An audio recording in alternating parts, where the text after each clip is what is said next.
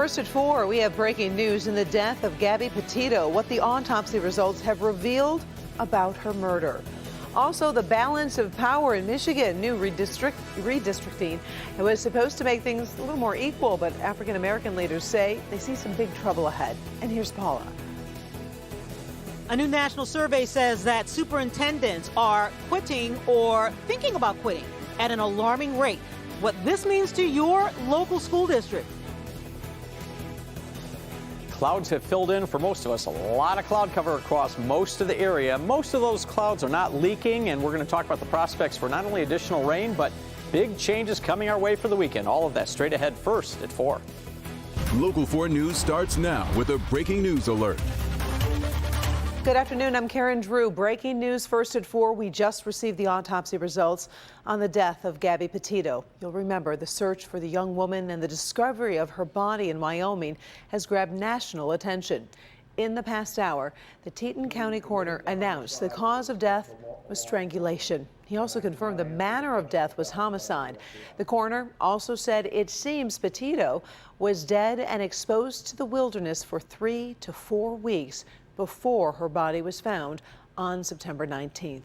Her fiancé, Brian Laundrie, is wanted for questioning in her disappearance, but he has been missing since September 13th. We also do have breaking news from Lenawee County, where investigators are searching again in the case of a woman missing since April. They're back in Franklin Township, searching the area around the home of 52-year-old Deanne Warner. She was last seen April 24th. Now, we did show you a similar search involving a few agencies yesterday. So far, we have not heard if the new searches have turned up any new evidence. We're following it closely. We'll bring you updates as we learn more. Classes were let out early at a Detroit school today, and that was because of a big fight. The Detroit Public Schools Community District says it started with a food fight during a lunch period at East English Village. That led to multiple other fights. The district says a police investigation found it could be gang-related, and there may be more fights as a result. We're told multiple students were arrested, no serious injuries reported. The district is holding a meeting with parents and students this week to talk about what happened. An independent redistricting panel has voted to advance drafts of congressional and legislative maps, but those maps are already sparking criticism. The proposals were drawn by the commission of 4 Democrats, 4 Republicans, and 5 people who don't identify with either party. The updates would be fairer to Democrats than men-controlled state legislature after the 2010 census, though they still may favor Republicans. There is concern among black community leaders who say the 17 current majority black districts are being redrawn to 0. We believe that these maps that are currently being drawn are designed not to include us, but to exclude us. We believe that it is unfair. We believe that they do not represent the true expectations and ordinances and opportunities for African Americans. Now, we did reach out to the commission for response before the maps are approved. Public hearings will be held. They start on October 20th. Our Mara McDonald will do a deeper dive into what's at stake when you join us tonight at 5.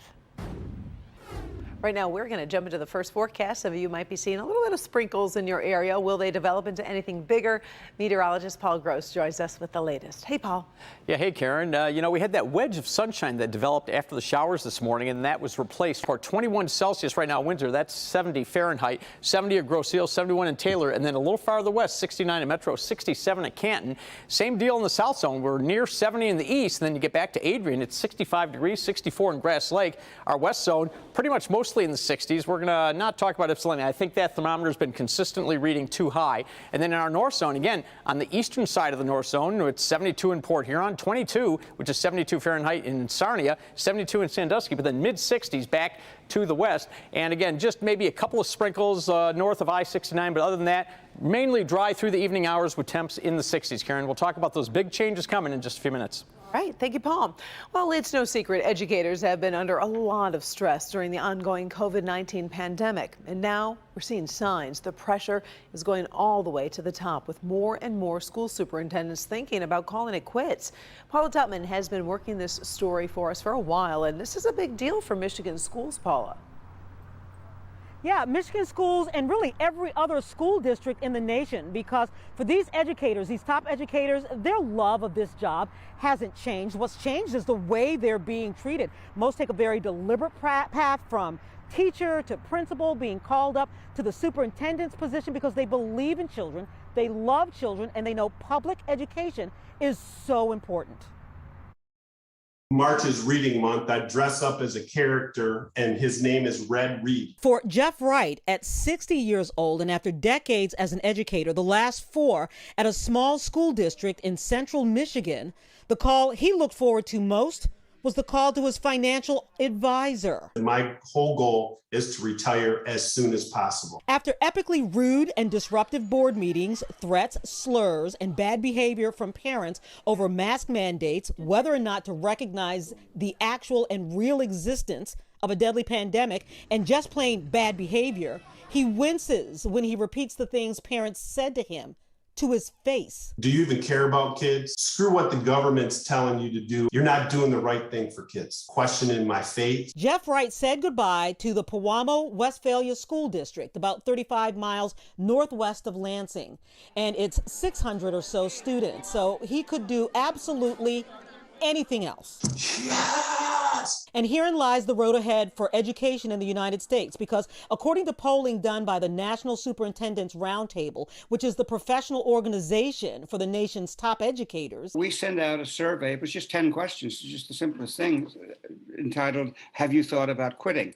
And we got back 400 responses, and it was quite troubling. Dr. James Harvey, the executive director, says that with more than 2/3 of top local educators teetering on the edge of quitting, this signals a dangerous bellwether for our nation's schools. This group that's opposed to vaccination and masks, that's making life so difficult for superintendents. The threats being reported by top school administrators, laced with political rhetoric and ideology. This superintendent was followed home by a deranged individual who threatened them. Another told us that the local police force was meeting with this superintendent to develop a protection plan, and that the superintendent has been diagnosed with PTSD. And it creates a clear and very present danger to not just education. People who do not understand what's going to happen in this country if democracy goes under. And the schools are a fundamental part of that. Yeah, you know what, and as bad as it is for a lot of superintendents, it's even worse for certain superintendents, depending on how they look. We're going to explore that coming up at 6, and also, Karen, what really could be such an easy fix. So I'll see you back here at 6 o'clock. All right, we look forward to that. Thank you, Paula. Well, a booster shot update and a new vaccine battle. We're tracking coronavirus headlines across the country for you. The FDA's independent advisors will meet this Thursday and Friday to consider requests from Moderna and Johnson & Johnson to give booster shots of their vaccines. So far, only the Pfizer boosters have been approved for certain populations. Now, in the state of Texas, Governor Greg Abbott signed an executive order prohibiting any business from enacting vaccine mandates for employees. Right now, about 67 million people in the U.S. remain unvaccinated. The House of Representatives moving toward a vote that will lift America's debt ceiling, at least temporarily. The House is considering a Senate compromise that was passed last week along party lines. It will raise the debt ceiling just enough to get to December 3rd without defaulting on the country's bills. That gives Congress about 7 weeks to come up with a long-term solution. Plus, Democrats are still fighting over 2 infrastructure bills, juggling their priorities with a price tag key moderates definitely do not support.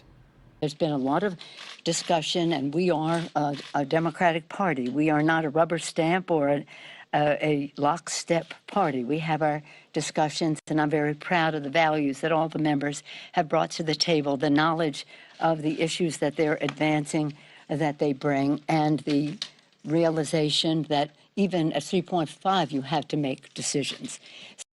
Democrats are hoping to get the infrastructure bills passed by the end of the month, but Pelosi says she won't ask the House to pass a bill that cannot pass the Senate. General Motors is making progress this afternoon on 2 fronts when it comes to a massive Chevy Bolt recall. First, the auto company has reached a deal with LG Electronics over the faulty batteries. LG will pay up to $2 billion to reimburse GM for the cost of the electric vehicle recall. GM recently expanded that recall to more than 140,000 bolts because a manufacturing defect in the batteries could cause the cars to catch fire.